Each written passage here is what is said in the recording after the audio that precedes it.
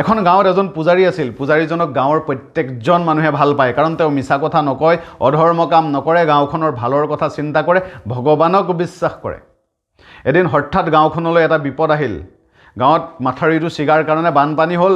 বানপানীয়ে ঘৰ দুৱাৰ সকলো উটুৱাই লৈ গ'ল, গৰু ছাগলী উটুৱাই লৈ গ'ল।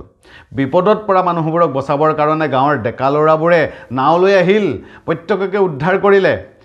পূজাৰীজনে বিপদৰ পৰা গাঁওখনক বচাবৰ কাৰণে ভগৱানক পূজা কৰা আৰম্ভ কৰিলে। ভগৱানক ক'লে, প্ৰভু, গাঁৱৰ মানুহবোৰক তুমি বচোৱা। ডেকা ল'ৰাবোৰ আহিল মন্দিৰত, আহি ক'লে পূজাৰীজনক যে পানীৰ সোঁত লাহে লাহে বাঢ়ি আহিছে, আপোনাক আমি উদ্ধাৰ কৰিব আহিছোঁ, নাৱত উঠক।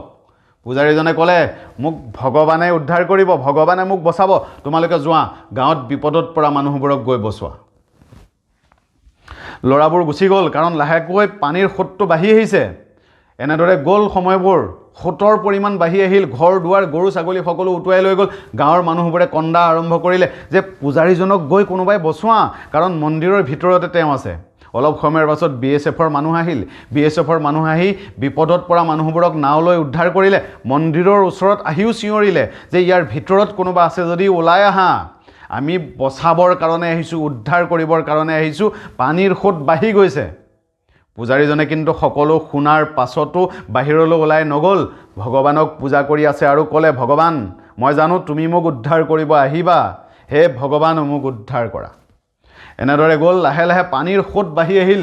BSFৰ মানুহবোৰো এই জেগাৰ পৰা ঘূৰি গ'ল। গাঁৱৰ মানুহবোৰে পুনৰ ক'লে, পূজাৰীজনক কিয় কোনো বচাব যোৱা নাই, তেওঁক গৈ উদ্ধাৰ কৰা। অলপ সময়ৰ পাছত হেলিকপ্টাৰ আহিল উদ্ধাৰ কৰিবৰ কাৰণে। হেলিকপ্টাৰেৰে বিপদত পৰা মানুহবোৰক উদ্ধাৰ কৰিলে আৰু মন্দিৰটোত আহি দেখা পালে পূজাৰীজনে পূজা কৰি আছে। পূজাৰীজনক হেলিকপ্টাৰেৰে ওপৰৰ পৰা উদ্ধাৰ কৰাৰ চেষ্টা কৰিলে, ওপৰৰ পৰা ৰছীডাল পেলাই দিলে আৰু পূজাৰীজনক ক'লে যে ৰছীডালত ধৰক আৰু ওপৰলৈ উঠি আহক। পূজাৰীজনে কিন্তু হাতত পৰা ৰছীডালত খামুচি নধৰিলে। শেষ মুহূৰ্তটো তেওঁক ভগৱানক ক'লে, প্ৰভু, মই জানো তুমি মোক উদ্ধাৰ কৰিবা। অলপ সময়ৰ পাছত পানীৰ সোঁত বেছিকৈ আহিল আৰু মন্দিৰটোৰ সৈতে পূজাৰীজনক উটুৱাই লৈ গ'ল। পূজাৰীজনৰ মৃত্যু হ'ল। পূজাৰীজনৰ মৃত্যুৰ পাছত তেওঁ ভগৱানক লগ পালে আৰু ভগৱানক ক'লে, প্ৰভু, মই তোমাক ইমান বিশ্বাস কৰোঁ, গোটেই জীৱন তোমাক পূজা কৰিলোঁ, তুমি আহিবা বুলি মই বিশ্বাসত ৰখি আছিলোঁ, কিন্তু তুমি মোক কিয় উদ্ধাৰ কৰিব নগ'লা, বা মোৰ মৃত্যু কিয় হ'ল?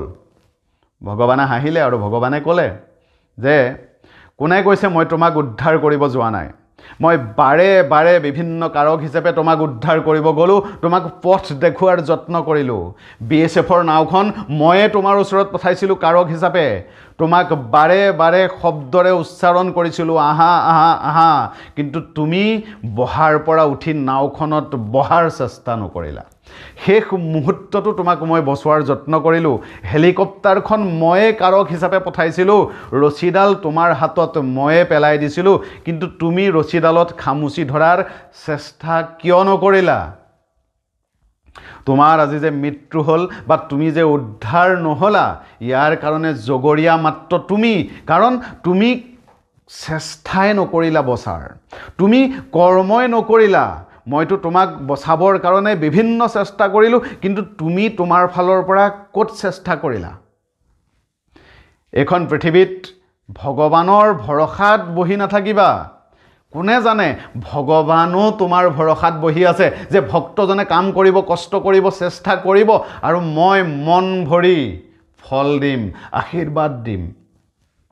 এইটো জৰুৰী নহয় যে আপোনাক উদ্ধাৰ কৰিবৰ কাৰণে ভগৱান নিজে নামি আহিব, আপোনাক উন্নতি দিবৰ কাৰণে ভগৱান নিজে আহিব, আপোনাক বিপদৰ পৰা বচাবলৈ ভগৱান নিজে আহিব। জৰুৰী নহয়। ভগৱানেও ভাবি থাকে আপুনি চেষ্টা কৰিব, কাম কৰিব, কষ্ট কৰিব আৰু ভগৱানে আপোনাক ইয়াৰ ৰিজাল্ট দিব। এখন পৃথিৱীত সেইজন মানুহে উন্নতি কৰে যি কৰ্মক বিশ্বাস কৰে। কৰ্মহীন মানুহক ভগৱানেও ফল নিদিয়ে। 2022 চনত এইটো ভুল নকৰিব যে কোনোবা চমৎকাৰ শক্তিয়ে আহি আপোনাৰ জীৱন সলনি কৰি দিব। আপোনাৰ জীৱন নিজে সলনি কৰিব লাগিব। আপোনাৰ জীৱন আপুনি সলনি কৰিব লাগিব। আপোনাৰ জীৱন কামৰ দ্বাৰা আপুনিহে সলনি কৰিব পাৰিব। ভগৱানে মাত্ৰ আপোনাক ৰিজাল্ট দিব, সিমানখিনিয়ে ৰিজাল্ট দিব যিমানখিনি আপুনি কৰিব। সেইকাৰণে ভগৱানৰ ভৰসাত বহি নাথাকিব, ভগৱানক বিশ্বাস কৰক আৰু কাম কৰি আগবাঢ়ক, কষ্ট কৰক। ভগৱানে আপোনাক ফল নিশ্চয় দিব। কিন্তু কাম নকৰাকৈ কোনোবা ঐশ্বৰিক শক্তিয়ে ৰাতিৰ ভিতৰত আপোনাৰ জীৱন সলনি কৰিব বুলি ভাবি আৰাম কৰি নাথাকিব। সেইকাৰণে কৈছোঁ 2022ত যদি উন্নতি বিচাৰে কৰ্ম সংস্কৃতিক বিশ্বাস কৰক, কাম কৰক, কষ্ট কৰক, আনতকৈ বেলেগকৈ কৰি কেনেদৰে জীৱনত আগবাঢ়িব পাৰি তাৰ চেষ্টা কৰক। ভগৱানে আশীৰ্বাদ নিশ্চয় দিব।